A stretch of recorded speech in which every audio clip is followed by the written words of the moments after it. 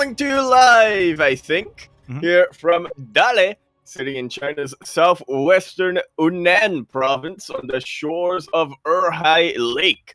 We're here today with the DreamHack Atlanta China close qualifiers, and I am, of course, your host, Yaku of Zaku. With me today is Duerme en Futones para der Servicio a Voltron.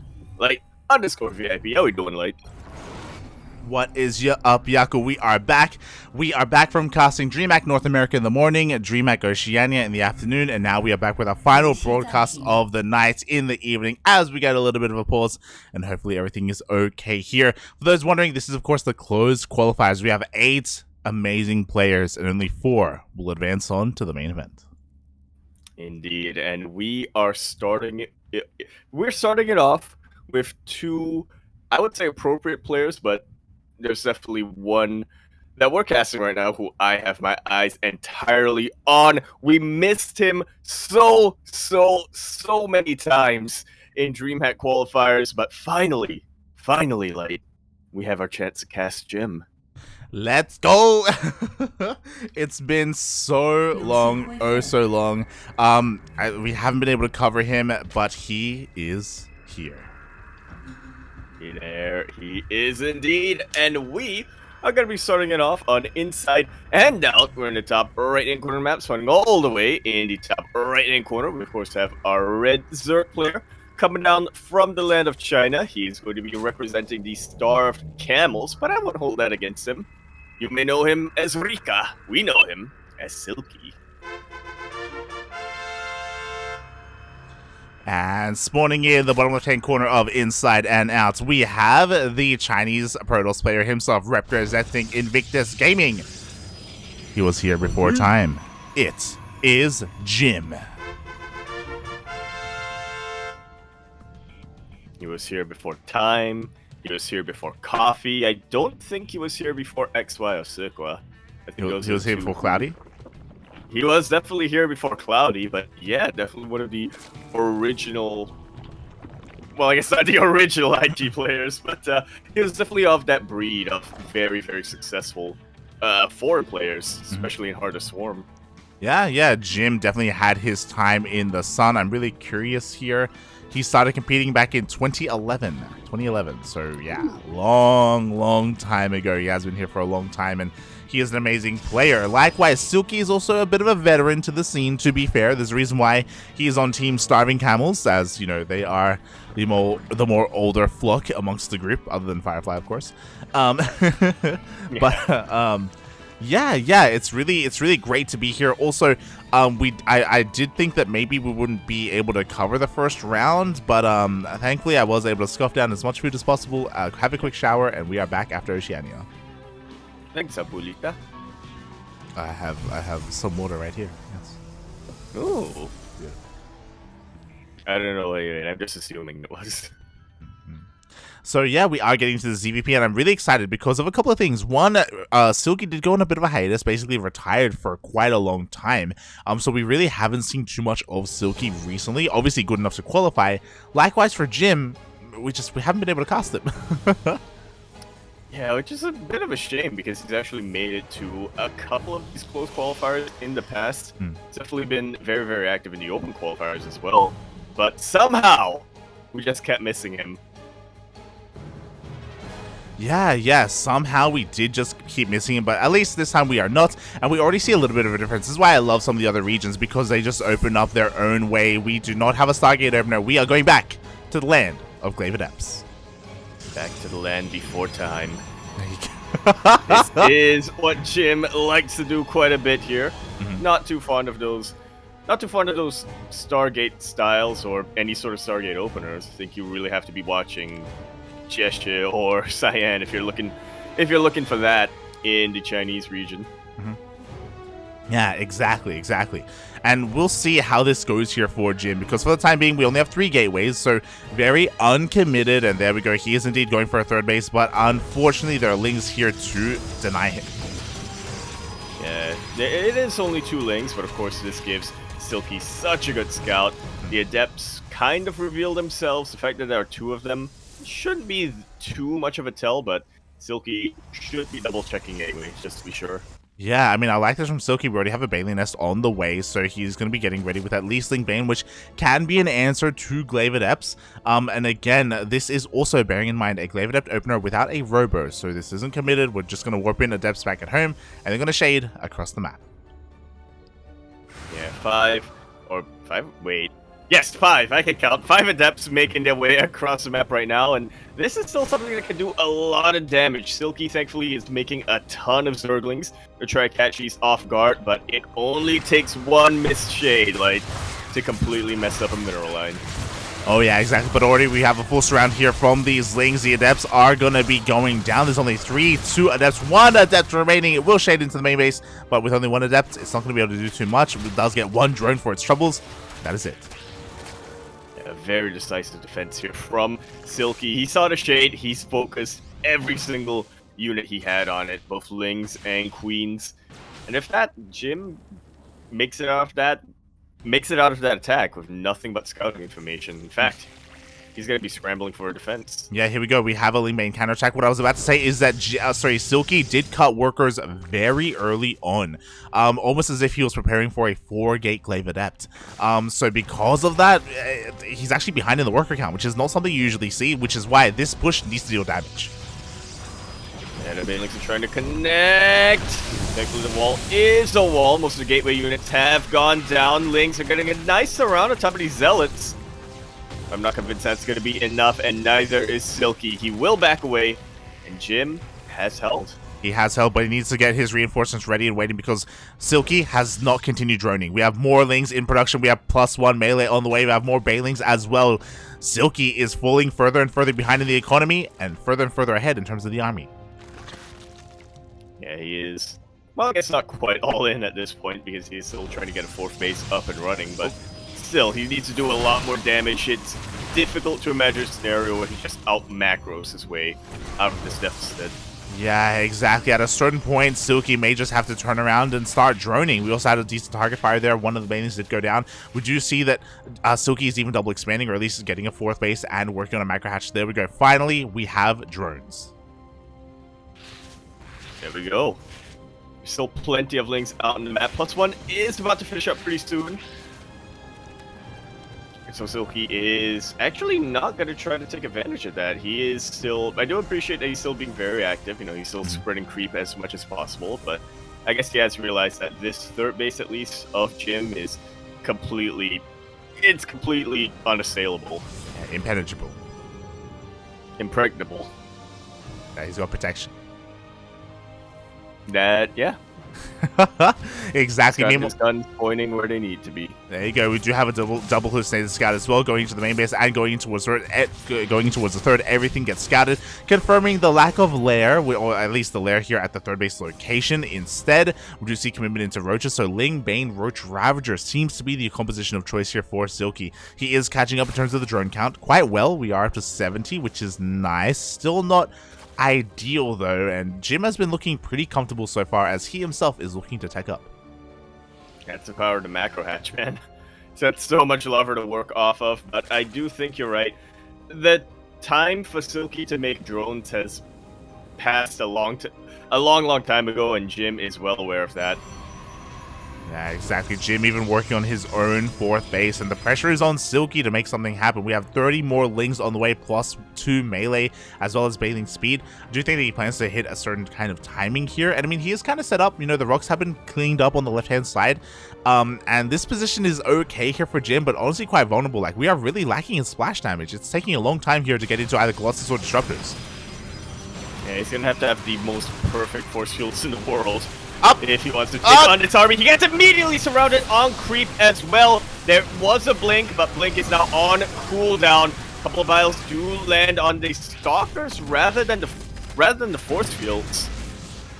And I'm not sure if that was the right call there for Silky, but it seems to be working out for him. Yeah, I mean, the +1 melee Lings are getting on top of everything. We have an Immortal, and it looks like Jim is going to be able to force this all the way back for the time being. Meanwhile, Ling run by at the 4th base is going to deal a little bit of damage. That could have been a lot worse for Jim, but again, I'm just shocked that he pushed out without that splash damage. We do have the first Colossus on the way, but again, it's only 1. We need more time. We need Colossus, we need Archons, we need Storm, we need everything. all at once. But so far, he is only making one Colossus at a time. His economy, his superior economy from most of the early game, he hasn't been able to really take advantage of that yet. Yeah, exactly. Still just stuck with a gateway army. Meanwhile, the Pureling, he wants that gateway army. Do have some decent force fields, but really, Jim is actually zoning himself away from his own base. Yeah. Yeah, that's definitely an unfortunate position. Now that he's fighting on open ground, this once again gives Silky plenty of opportunities to get a full surround on top of his army. The Colossus is still not here, Light. Finally it pops out, but it's a vanilla Colossus. It's a vanilla Colossus. It doesn't have extended thermal lance. The Lings get a full surround on the Stalkers. Every single Stalker goes down. GG gets called, and Silky will take game number 1. Yeah, nice little back and forth we had there. Definitely felt like a little bit of an overreaction from the start there from Silky, but once he realized that it was an overreaction, once he realized that he could take advantage of the army that he was building and just try to macro his way up from there, we did see him just explode in terms of supply. Oh yeah, did explode in the end. Meanwhile, Yaku, do you want to check your connection? Because you're kind of dying on me a little bit. Yeah, I'm looking at my Discord ping, and I have 208 MS to, I assume, Sydney? Which is not normal. Yeah. Do you wanna restart your maybe dip out and dip back in? Because I've actually hop into the lobby first. But yeah, your camera is actually cut out. It's it's I cannot handle the background. Yeah, it's actually just dying on us. Yeah. I will be right back. All good. As we are gonna get hopefully Yaku to resolve his issues. But for the timing, there we go. Oh, look at that beautiful photo. You love to see it, Yaku with his lovely facial hair that he wishes he had one day. But we are getting into game. I'm growing it back out. We're looking at your image, the McCree image. It's beautiful, mate. Oh, the one that Milk made? Yeah. Yeah. Oh wait, no, I think this is pre-milk. Oh, pre-milk. What does that mean? What is pre-milk? What does that mean? What is unpastured milk? Is that? Oh no. Post milk is cheese, right? Cow? That's what. Yeah, post milk is the Well, no, because milk has 2 evolution branches. True. It can either go into cheese or yogurt. Yeah, it depends on whether you make it happy in the day or night. Yeah. As we continue our best of 3 series here on the previous map had the English name. Waterfall, yes. No, I remember. Where in the bottom left-hand corner map, starting all the way in that bottom left-hand corner, we of course have our red Zerg player coming out from the land of China, representing the starving camels and proving just how huge that camel can be. He is Silky. And spawning in the top right-hand corner of Waterfall, we have the Chinese Protoss player himself, representing Invictus Gaming. IG. It is Jim.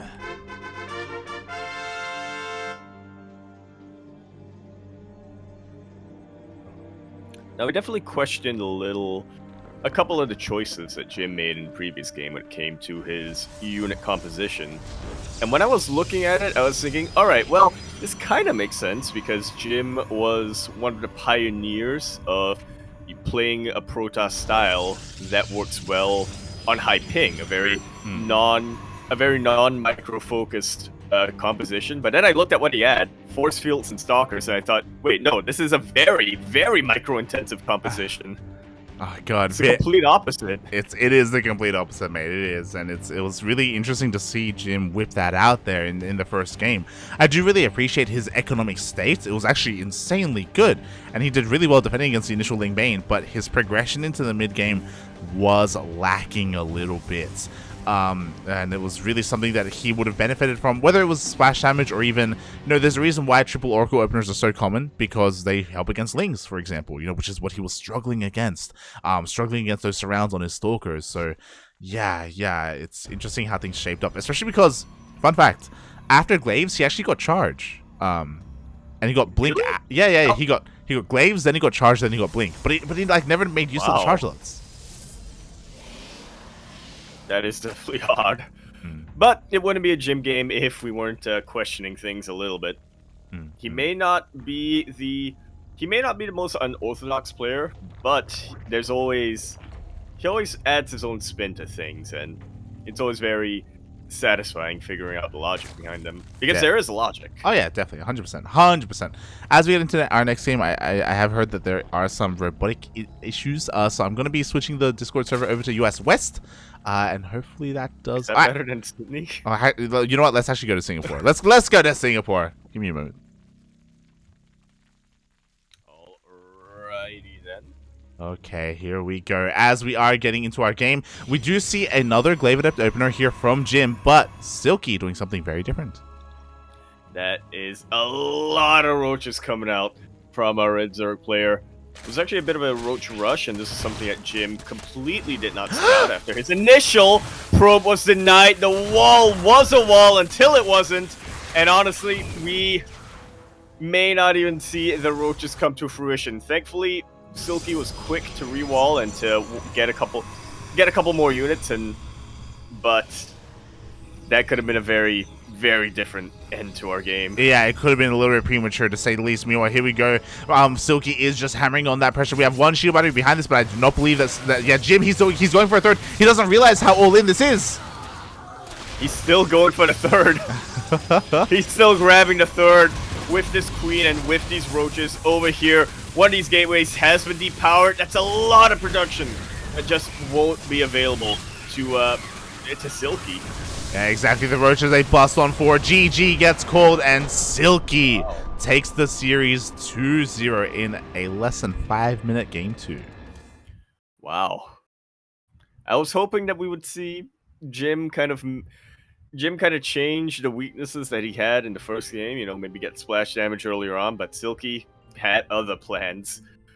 In the end over there, GG, very well played, and he will be our first player making it to a qualifying match.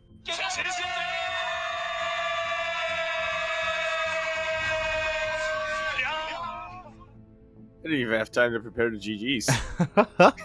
Yeah, GG, well played. We do have that going on. Meanwhile, looks like we have some other updates here. Max said just 2-0'd Takanashi. And it's a little bit sad because I did just see a Takanashi fan in the chat. He's like, Takanashi, no one's there, let's go.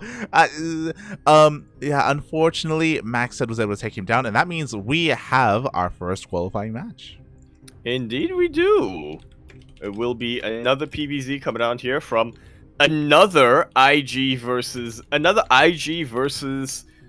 Starving Camel match. Maxed versus Silky. Oh, exactly.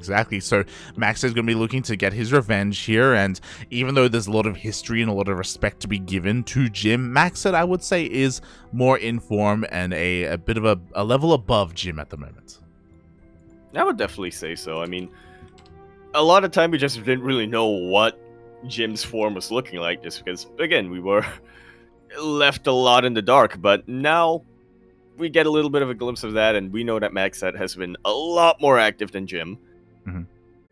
That hopefully bodes well for his chances going into this qualifying match.